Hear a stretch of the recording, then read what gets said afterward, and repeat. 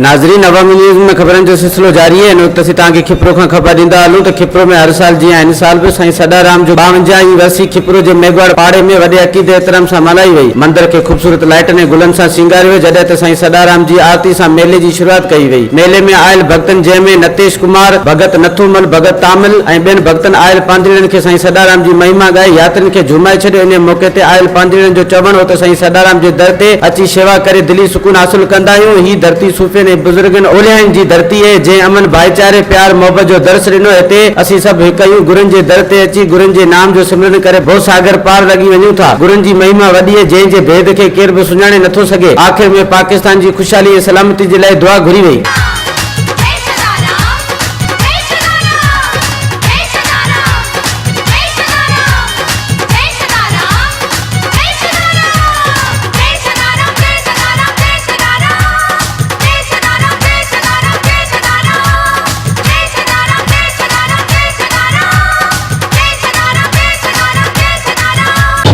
जी नाज़रीन, इन वक्त असीं मौजूद आहियूं खिपरे शहर मेघवाड़ पाड़े में, जिथे साईं सदाराम जो मेलो वॾे अक़ीदे एहतराम ऐं जोश जज़्बे सां मल्हाए पियो वञे। हिते पाकिस्तान जे कुंड कुर्छ में यात्रियुनि जी आयल आहिनि ऐं हुननि जो हिते चवणु आहे त असां हिते साईं सदाराम जे दर ते अची शेवाऊं करे दिली सुकून हासिल कंदा आहियूं।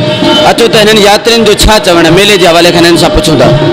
सूफ़ियुनि जा मेला तमामु सुठा लॻंदा ऐं सिंध ऐं सूफ़ियुनि जी धरती जेको आहे ऐं हर हंधि सूफ़ियुनि जा मेला तमामु बहितरीनु लॻंदा। जो सूफ़ी इहो इंसानियत जो पैगाम ॾियनि था, हिक ॿिए सां भाईचारो कयो, मोहबत कयो हिक ॿिए सां।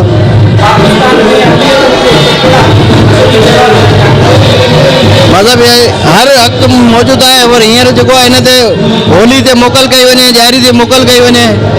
जीअं मुस्लमाननि जो 3 ॾींहं मोकलूं थियंदियूं, असांजो 3 ॾींहं मोकल थियणु खपे। जेको आहे होली ते बि थियणु खपे, दीवाली ते बि 3 ॾींहं मोकल थियणु खपे। गवर्नमेंट खां असांजो इहो ई मुतालबो आहे। मेलो सदाराम साईं जो आहे।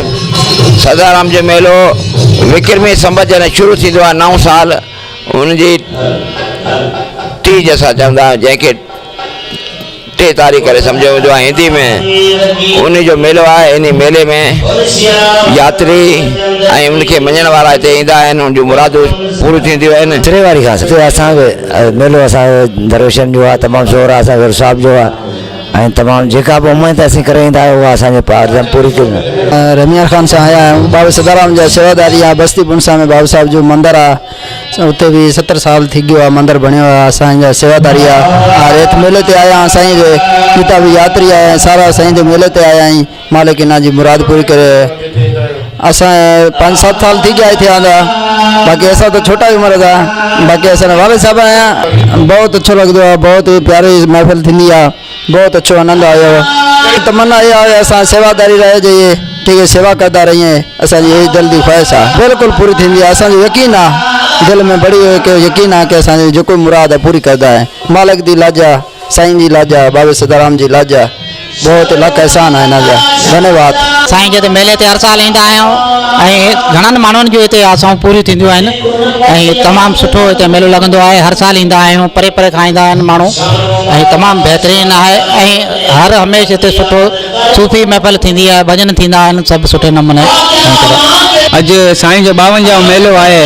हिते साईं जा पांधीड़ा जाम पहुतल आहिनि। पंजाब, उत्तर सिंध, नगर पारकर हर ॻोठ जा हिते पांधीड़ा पहुचल आहिनि। साईं जी क़यामत आहे जॾहिं पांधीड़ा पहुचल आहिनि ऐं ॾाढो मज़ो अचे थो। ऐं साईं जूं क़यामतूं बि आहिनि। पहिरीं साईं सिंध में रहंदा हुआ, खारोड़ो शहर अमरकोट ज़िलो हुते रहंदा हुआ। पोइ गुड़ा गाम इंडिया हिंदुस्तान जैसलमेर ज़िलो हुते वसायो। साईं जूं क़यामतूं आहिनि। हिंद में मेलो लॻे थो, सिंध में बि लॻे थो, पंजाब में बि लॻे थो। हिन मेले जा, हिन मंदर जा असां शेवादारी आहे। मेलो ॾाढो लॻाईंदो आहे पर शेवादारी असां आहियूं। वधीक ख़बरनि ऐं तफ़सील लाइ विज़िट कयो अवामी news Facebook page, YouTube page ऐं अवामी न्यूज़ वेबसाइट।